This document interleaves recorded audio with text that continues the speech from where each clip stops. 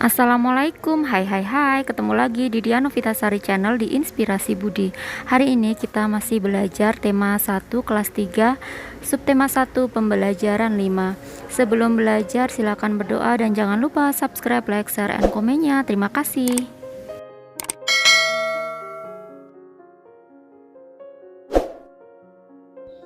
Konten ini saya buat untuk membantu orang tua dalam membimbing putra-putrinya belajar di rumah.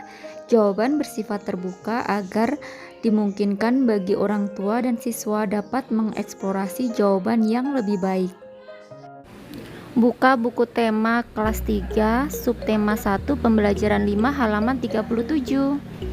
Ayo menulis, perhatikan gambar berikut ini. Gambar nomor 1, anak-anak sedang bermain tanah, kemudian mereka menemukan cacing.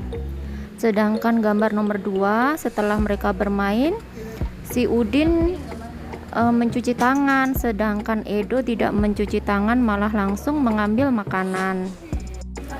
Gambar nomor 3, Udin dan teman-temannya menikmati makanan. Selanjutnya gambar nomor 4, Edo jatuh sakit dan ditengok sama Udin dan teman-temannya.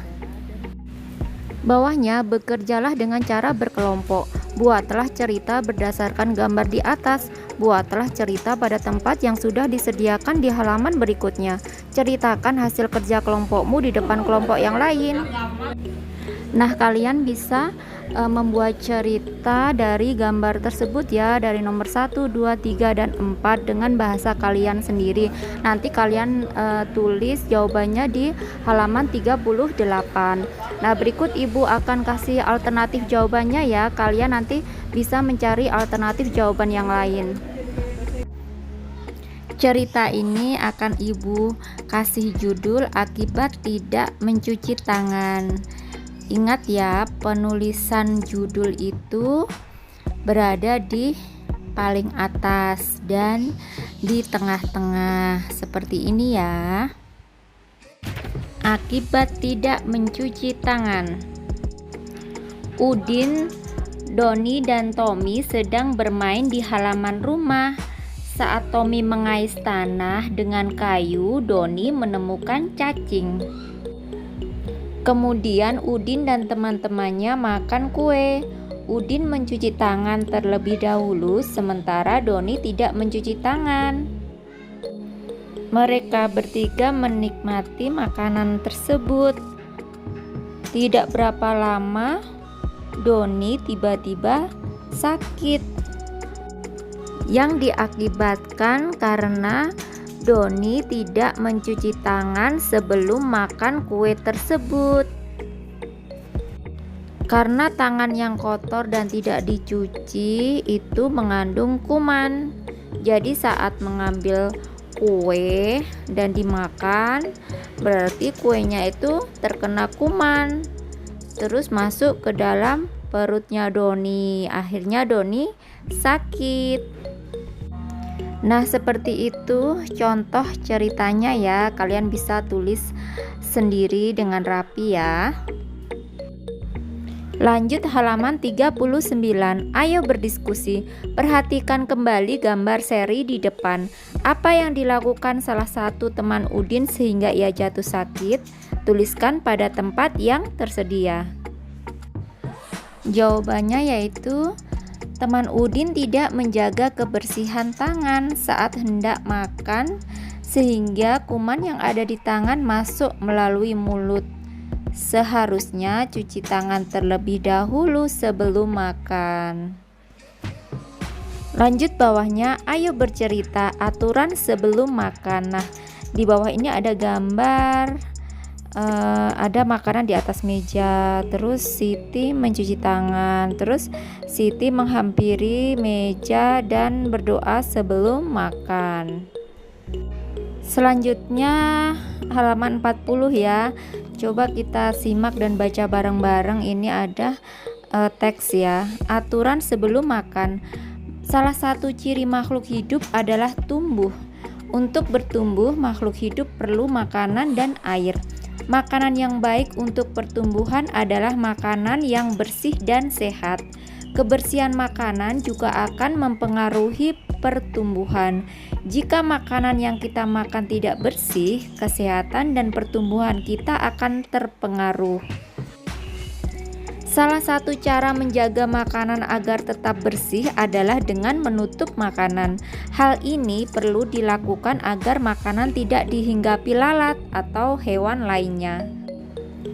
Makanan dapat menjadi tempat lalat bertelur yang menyebabkan makanan menjadi kotor. Selain menjaga kebersihan, kita harus berdoa sebelum makan. Berdoa untuk berterima kasih atas karunia yang diberikannya. Makan sesuai kebutuhan, menjaga kebersihan makanan, serta berdoa sebelum dan sesudah makan merupakan contoh sikap bersyukur. Sikap bersyukur merupakan pengamalan sila pertama Pancasila, yaitu ketuhanan yang Maha Esa. Jika kita sudah makan sesuai kebutuhan, menjaga kebersihan, serta berdoa sebelum dan sesudah makan, berarti kita sudah melaksanakan sila pertama Pancasila. Lanjut halaman 41. Berdoa juga menunjukkan sikap berterima kasih kepada Tuhan. Selalu berdoa sebelum dan sesudah melakukan kegiatan juga merupakan contoh pengamalan sila pertama Pancasila. Tuliskan kebiasaan yang kamu lakukan sebelum makan, lalu ceritakan di depan teman-temanmu. Nah, contohnya misalnya seperti ini ya. Kebiasaan yang aku lakukan sebelum makan yaitu mencuci tangan terlebih dahulu dan berdoa. Lanjut halaman 41. Bandingkan kebiasaanmu dengan kebiasaan temanmu. Adakah kebiasaan makan yang baik tetapi belum kamu lakukan? Bagaimana kamu akan melakukannya?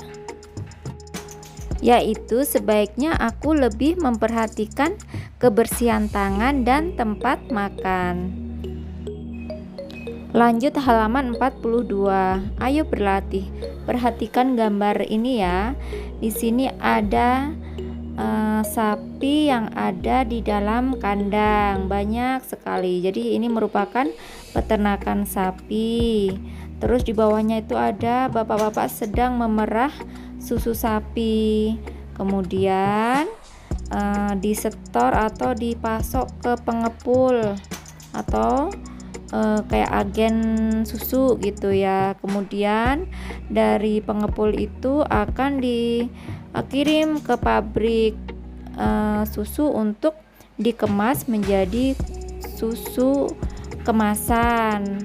Seperti mungkin kalian pernah juga ya minum susu yang ada di dalam kemasan kotak itu ya. Banyak sekali dijual di minimarket ya, atau di toko-toko atau di warung-warung suka ada, dan kalian pasti pernah minum susu sapi ya kan. Bawahnya, susu sapi adalah salah satu contoh makanan yang sangat baik untuk kesehatan. Beberapa perusahaan memproduksi susu sapi dalam bentuk kemasan kotak siap saji agar mudah dikonsumsi. Berikut ini adalah jumlah susu kemasan kotak yang dapat dihasilkan oleh beberapa perusahaan. Nah, di sini ada tabel ya. Dari nomor 1 sampai 5 perusahaan A sampai E, dan jumlah susu kemasan yang dihasilkan per bulannya. Perusahaan A itu menghasilkan 1.200 kotak, perusahaan B 3.000 kotak, perusahaan C 4.800 kotak, perusahaan D 3.250 kotak, perusahaan E 2.200 kotak. Lanjut halaman 43. Berdasarkan daftar tersebut, selesaikan beberapa persoalan berikut ini. Nomor 1, manakah perusahaan yang menghasilkan susu kemasan kotak paling banyak setiap bulan?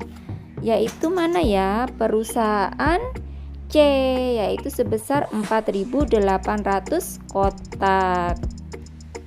Yang nomor 2, manakah perusahaan yang menghasilkan susu kemasan kotak paling sedikit setiap bulan? Jawabannya adalah perusahaan A, yaitu 1.200 kotak. Contoh, berapa jumlah susu kemasan kotak yang dihasilkan perusahaan A dan D? Permasalahan tersebut diselesaikan dengan penjumlahan. Penjumlahan dapat dilakukan dengan cara susun ke bawah.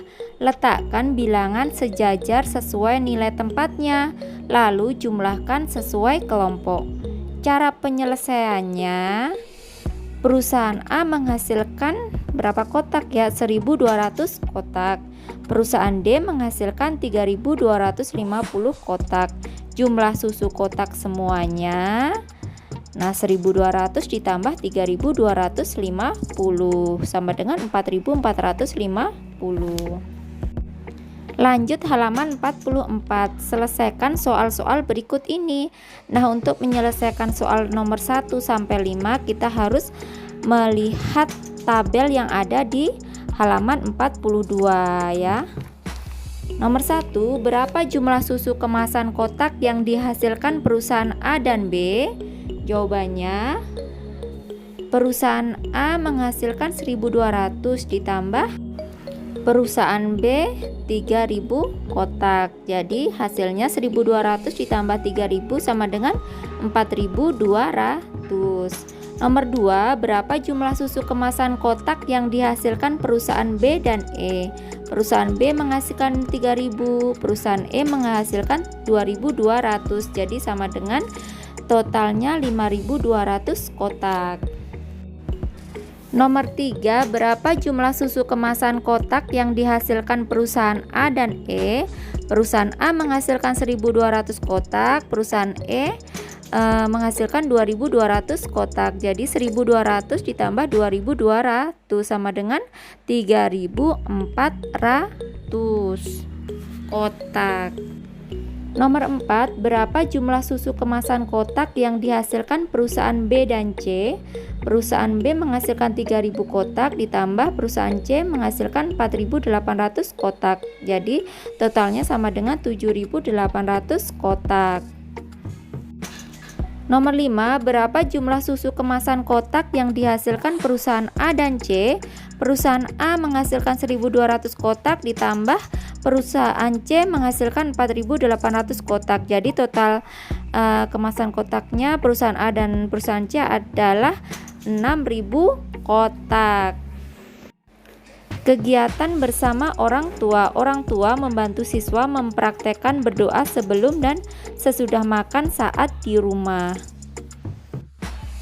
Kiranya cukup sekian pembelajaran kali ini. Sampai ketemu di video pembelajaran berikutnya. Semoga bermanfaat. Wassalamualaikum warahmatullahi wabarakatuh.